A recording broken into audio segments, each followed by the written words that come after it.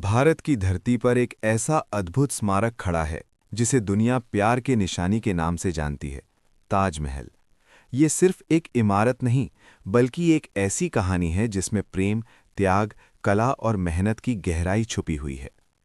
कहानी शुरू होती है मुगल सम्राट शाहजहां और उनकी प्रिय बेगम मुमताज महल से। शाहजहां अपनी बेगम से बेहद प्रेम करते थे।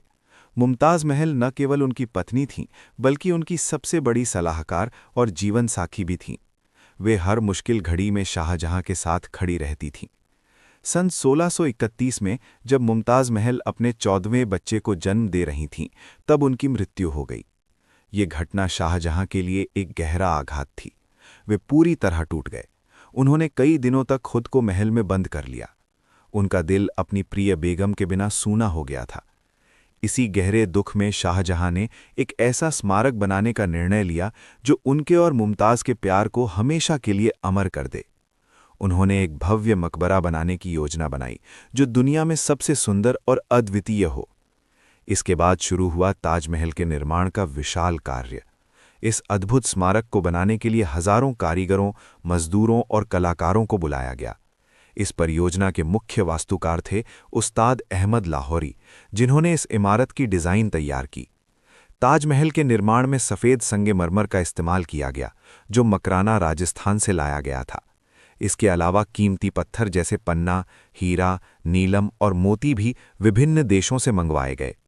इन पत्थरों से ताजमहल की दीवारों पर खूबसूरत नक्काशी और जड़ाई की गई। ताजमहल का निर्माण आगरा में यमुना नदी के किनारे किया गया।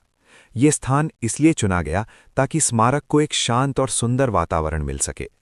नदी के किनारे होने के कारण ताजमहल की खूबसूरती और भी बढ़ जाती है, खासकर जब चांदनी रात में उसकी परछाई पानी में झलकती है। इस निर्माण कार्य में लगभग 20,000 मजदूरों ने दिन रात मेहनत की। हाथियों और बैलगाड़ियों की मदद से भारी पत्थरों को लाया जाता था। उस समय कोई आधुनिक मशीनें नहीं थीं, इसलिए पूरा काम हाथों से किया गया। ये मेहनत और लगन का एक बेहतरीन उदाहरण है। ताजमहल को बनाने में करीब 22 साल लगे। इसकी शुरुआत 1632 में हुई और 1653 में जाकर ये पूरी तरह तैयार हुआ। इस दौरान कई बार कठिनाइयां आईं।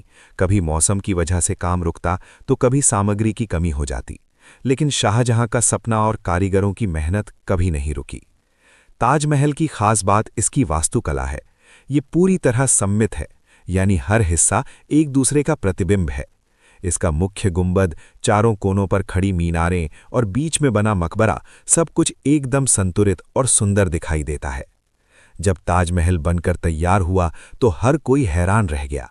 इसकी सुंदरता, नक्काशी और डिज़ाइन ने दुनिया भर के लोगों को आकर्षित किया। धीरे धीरे ये विश्व के 7 अजूबों में शामिल हो गया और आज भी लाखों लोग इसे देखने आते हैं। कहा जाता है कि शाहजहां ने अपने जीवन के अंतिम दिन इसी ताजमहल को देखते हुए बिताए थे। उनके बेटे औरंगजेब ने उन्हें आगरा के किले में कैद कर लिया था, जहां से वे दूर से ताजमहल को निहारते रहते थे। अंत में उनकी मृत्यु के बाद उन्हें भी मुमताज महल के पास ही दफनाया गया। ताजमहल सिर्फ एक मकबरा नहीं है, बल्कि ये सच्चे प्रेम की एक अमर कहानी है। ये हमें सिखाता है कि सच्चा प्रेम समय और मृत्यु से भी परे होता है। इसके निर्माण में लगी मेहनत, कला और समर्पण आज भी लोगों को प्रेरित करता है।